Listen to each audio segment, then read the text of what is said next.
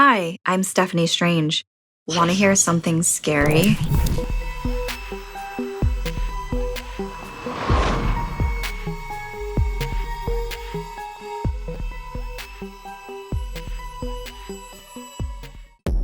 Inez sat quietly in the dimly lit room, her senses on high alert as she surveyed her surroundings.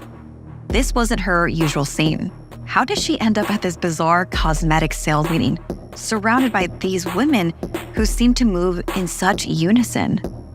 Her instincts told her this was nothing but a pyramid scheme, and she was itching to escape. As she gathered the courage to get up and make her exit, an immediate hush fell upon the room. All eyes turned towards the stage, where a mysterious figure gracefully emerged, captivating everyone's attention. It was Amani, the top saleswoman and founder of the company. Inez remembered why she had been convinced to show up in the first place. It was Amani. She had a captivating aura. Her beauty was undeniable, but there was something more. She possessed an undeniable charisma that captivated the attention of all in her presence. Inez sat back down, unable to tear her eyes away from Amani. The woman began presenting the new skincare line. After the presentation, Inez went over to the buffet to get coffee. She nervously cracked a joke to one of the attendees, saying Amani's overwhelming success and beauty must have only happened because she had made a deal with the devil. But the laughter died on her lips when she saw the embarrassed look on the woman's face. She slowly turned around to find Amani standing directly behind her. For a moment, she froze, but to her relief, Amani smirked and led her way from the crowd. "You're funny, you know that?" Amani told her. "I could use someone with your confidence in my inner circle." Inez was pleasantly surprised when Amani told her to expect an elite invitation. When an elaborate gift box arrived at her home inviting her to the exclusive retreat, she was thrilled. Yet despite her excitement, she couldn't shake the feeling that something was off about the whole thing. The invitation instructed her to go to a campsite deep in the woods, promising an enchanting evening where everyone's true talent would shine. There was a list of strange items to bring, like all white clothes, and there was a bottle to drink before they arrived. Inez scoffed at the idea, dismissing the elixir included in the invitation as a gimmick, so she tossed it in the trash. Inez was mesmerized by the campsite. It had beautiful yurts throughout the area, and the environment was just all around picture perfect. And then, suddenly, a horn blew, and all the women dressed identically in white lined up, instinctively forming a circle around the blazing campfire. Inez hesitated, then followed suit, feeling an eerie connection between herself and the others. But as they began chanting, an inexplicable dread crept into her heart. As a fire danced before them, Amani appeared right before them, seemingly emerging from the flames. Inez gasped in horror as a combination of a strong perfume and human decay crept in on her, and while trying to figure out where the smell was coming from, her eyes met at Amani, as her skin burned away, revealing a demonic creature beneath. Stories from her grandmother Agi flooded her mind as she recognized the entity before her, La Diablerie, a demon born from a human who sold her soul to the devil for eternal youth. Inez finally understood why they were in the woods. The women were meant to be Amani's sacrifices. Then, dread surged through her veins. Desperate to survive and not wanting to draw attention to herself, she tried to snap another woman out of the trance-like state, but it was too late. Inez remembered grandmother's warnings and discreetly turned her white t-shirt backward, hoping it would grant her protection. Slowly, she began edging away from the circle, trying to remain unnoticed. With each sacrifice, the chanting grew louder, and Inez knew she had to act quickly. Her heart pounding in her chest, she was almost out of the circle when the unthinkable happened. The chanting stopped. Amani's eyes locked onto Inez. With no thought at all, Inez broke into a sprint, her mind racing with desperate thoughts of survival. Amani's haunting laughter filled the air, her power urging the other woman to go after Inez. She found herself venturing deeper into the woods, branching, clawing at her skin, and her breath getting heavier and heavier as she ran.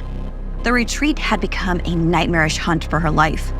She reached her car, whispering words of prayer she remembered from her grandmother. But suddenly, Amani was upon her. That's when it hit Inez. One of the most important things to break the spell was that she should have turned her shirt inside out and walked backwards from the circle. Merely turning her shirt backwards had not been enough to save her. Inez lived, but her heart skipped a beat every time she saw Amani's new Forever Youthful line makeup commercial. She knew the tragic secret of internal beauty. To what extent will the sacrifice of lives continue, all to preserve the internal youth of those who have struck a sinister bargain?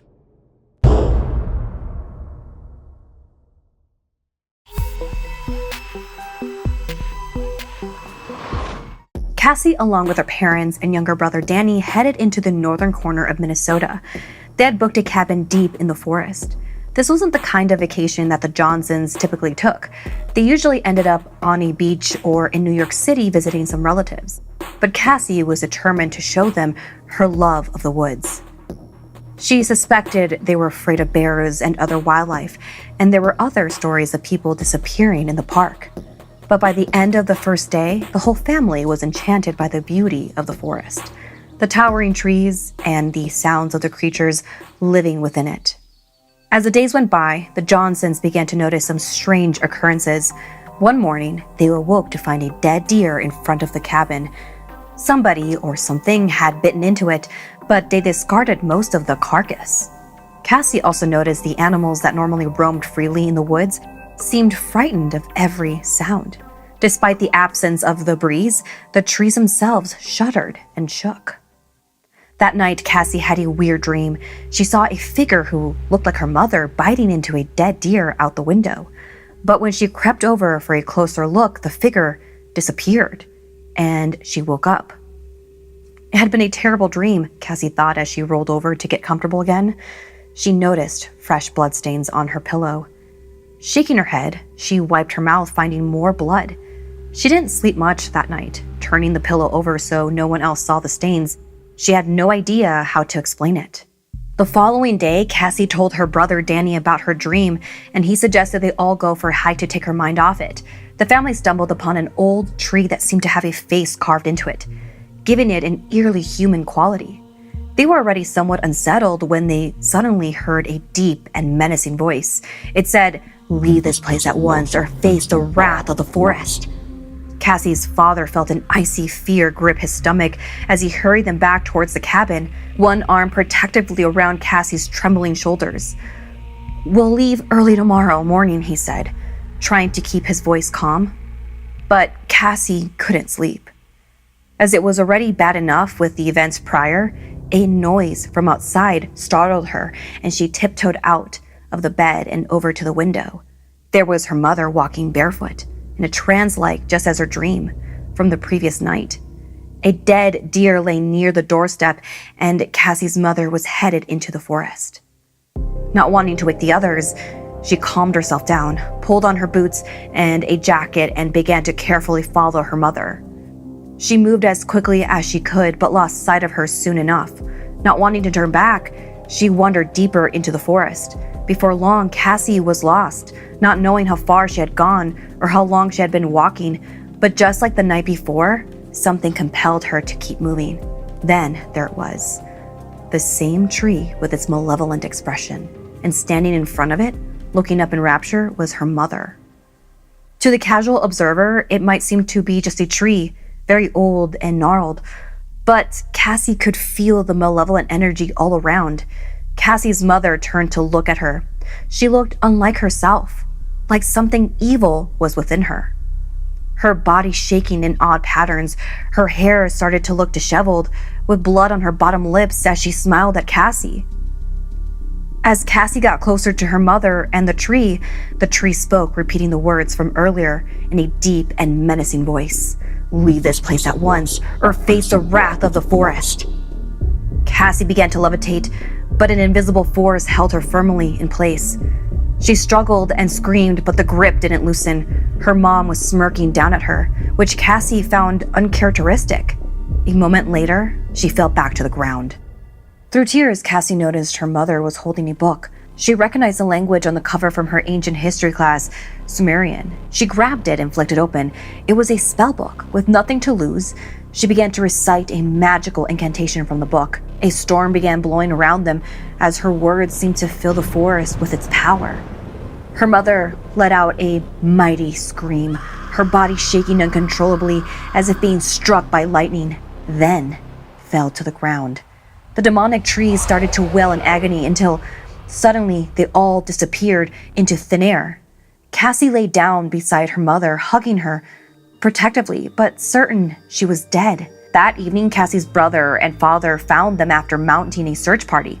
Her mother was rushed to the hospital and treated for shock and exhaustion. Cassie escaped with a few bruises and scratches. Cassie's respect for the earth and quick thinking with the spell had saved them in the end. The family was in shock at what just happened, but at that moment they felt relieved knowing that their loved ones were safe.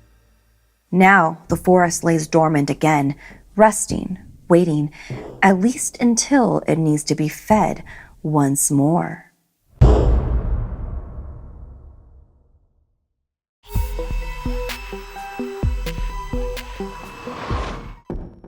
Anya was excited to leave the city of Satara behind and head to the beautiful Indian countryside for school break to visit her friend Mahi's village. There were large farms and houses with a river in the center, all surrounded by a dense forest. It felt eerily empty for Anya, who was used to the bustling city. On Sunday, they decided to go to a nearby snack stall. Ice creams in hand, they wandered for hours, lost in conversation. It wasn't until the sun went down that they even realized how late it had gotten. This countryside had no street lamps to light up the sky, and no one else was on the road. Mahi checked her cell. She had 5 missed calls from her mother. Even though it wasn't the city, there were still things to worry about. All sorts of spirits came out at night. Mahi rang for a small 3-wheeled taxi known as an auto rickshaw, while they continued on the way back to Mahi's house. They walked for a while, trying to navigate the road with the light of their cell phones. There was a muffled noise in the distance behind them. Turning, Anya could see a large shape creeping towards them in the dark. Just as she was about to tell Mahi to run, a light suddenly turned on and she realized it was their ride.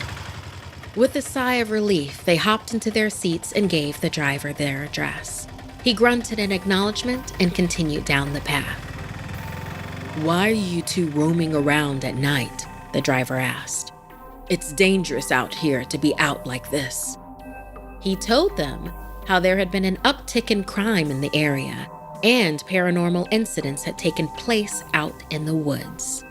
Agitated over the lecture they were receiving, Mahi asked him to just drive faster. Anya peered out the small window as her fear grew. She had never felt so far from everything, out in the middle of nowhere. She noticed the ornament hanging from the driver's mirror, and that brought her comfort for a moment until something else caught her eye. She cried out as suddenly a woman sprang in front of the auto rickshaw. The driver pulled the brakes, halting to a screeching stop, but it was too late. After the impact, the woman was laid out on the ground behind them. Mahi shouted, "Let's help her," as she turned to jump out of the vehicle. But before her feet hit the ground, the driver grabbed Mahi by the arm and pulled her back into her seat. "She isn't what she seems," he growled as he pressed on the gas to speed down the path. Mahi implored him to turn back, telling him she would report him to the authorities. "Foolish child," he said. Then he told them, "Didn't you see it? That thing was no woman. That was a Charel, a dead body reanimated by a demonic force. They're shapeshifters too. Don't you trust your eyes?" As Mahi continued to argue, Anya looked back to the woman in the distance.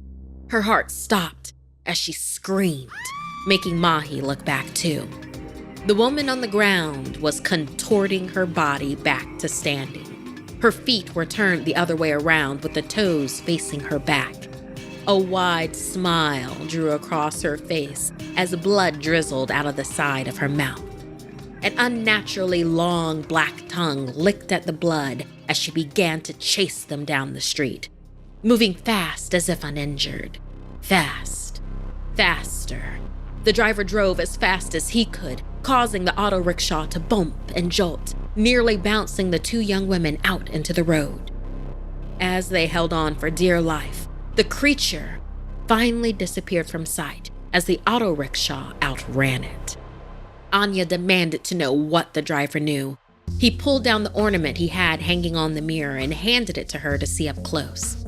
It was of the god Vishnu, protector of all the universe. He told them the Char-El could never be able to enter the vehicle or any place that had signs of the gods that kept them safe. So instead, the demon had tried to lure them out of the auto rickshaw, where it would then attack. Both Anya and Mahi sat in shock for the remainder of the trip. At last, they reached home. Mahi's parents hugged the teenagers tightly as they shared the events of the evening. Her parents were just happy they were home, safe and sound. But the next morning, a strange story spread around the neighborhood. A dead body had been found just outside the forest. When Anya's cell pinged with the official news alert, she was horrified to see the dead person was their driver from last night. Her heart sank. A wave of nausea washed over her as she ran to get her jacket. From the pocket, she pulled out the protective ornament that the auto rickshaw driver had shown her the night before. As guilty as she felt, she knew the Char-El had seen her too. One day, it could come for her, just like it had come for the driver, and only this could protect her.